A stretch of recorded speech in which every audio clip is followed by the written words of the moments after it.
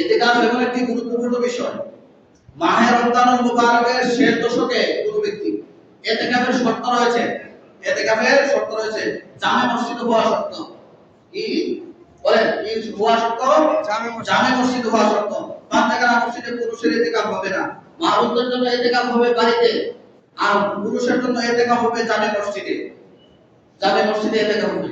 এবং ইতিকাফের মধ্যে ইতিকাফের জন্য মোবাইল শর্ত না, ইতিকাফের জন্য জানাজা নামাজে উপস্থিত হওয়া শর্ত না। ইতিকাফের জন্য আপনি বিশেষ বিশেষ প্রয়োজনে, কি বিশেষ?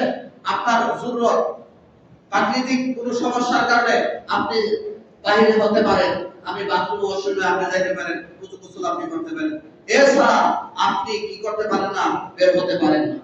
আর যাদের মোবাইল চালানোর অভ্যাস আছে ইতিকাফের মধ্যে, কিংবা কথা বলার অভ্যাস আছে, এগুলো যদি পরিত্যাগ করতে পারেন তাহলে ইতিকাফে বসবেন না, বসার প্রয়োজন নেই।